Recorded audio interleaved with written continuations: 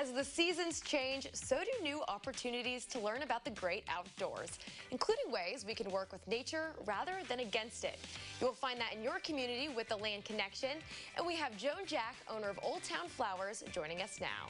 Hi, Joan, how's it going? Hey, Erin, I'm great. How are you? I am fabulous. So let's just jump right in. You call yourself a Renaissance woman because you have lots of interests. You do a lot of different things. Yes. Tell me about Old Town Flowers. So Old Town Flowers has been going since 2010.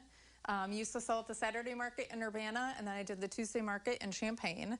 And now I'm just selling out of my home, and I've diversified my products over the years, and now I have soap and hydrosol and ink and bees, and I keep bees. Yeah, you are a beekeeper, an ink maker, a homesteader, a soap maker, an herbalist. The list goes on and on and on. And so these are a few of your products here, Yes. correct? Yeah, these are a few of the things. These are ink and hydrosols, which is basically just plant water. I make them in my copper still that I have at home. And soap is one of my favorite things to make is to make homemade soap.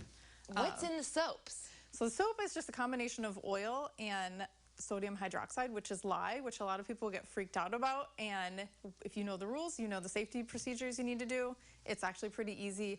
And hopefully I'll be teaching more classes on how to make soap once the COVID restrictions are over. Okay, and what kinds do we have here? And what makes them smell so good? All different kinds. And so I use essential oils in them. I use all natural oils.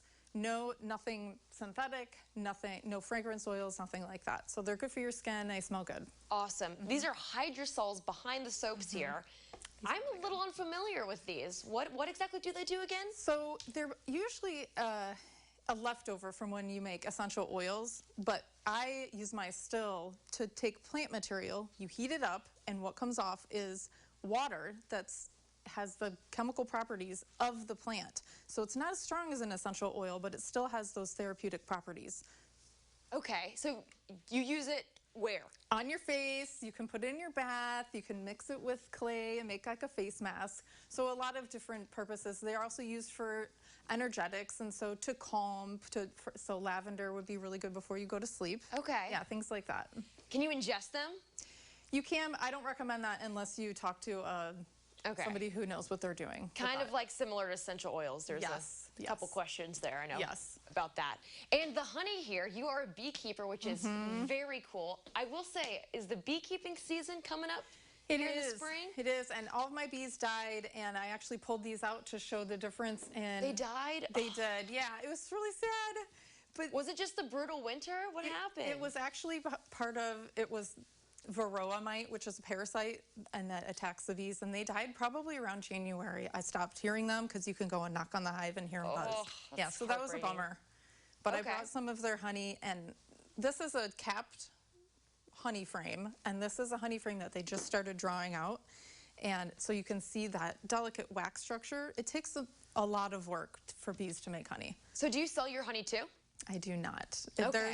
I have such a low volume that we save it for ourselves, for our family to eat. Yeah. Hey, there you go. More for the fam. Yeah. Nothing wrong with that. Yeah. All right. So tell us a little bit how you got started and what kind of made you decide to turn your passions into a business. Well, basically, I love growing things. I love learning about nature. I love encouraging people to do whatever they can to have as gentle stepping on nature as they can. And that's why I wanted to talk about the hugelkultur beds, which are the hill culture beds. This is my newest project. Okay. Like, I need another project. But I really wanted to show you guys this. Hugelkultur is hill culture, but I don't know. Yeah, be our science teacher here. Yes, I love teaching. So basically, I'm going to be doing this in my front yard, so anybody can come by and look and watch the progress over the next couple months. I'm going to be digging a big hole, filling it with sticks and logs and things like this, and then you make these layers, which is kind of like lasagna gardening, but over time, it's a permaculture design.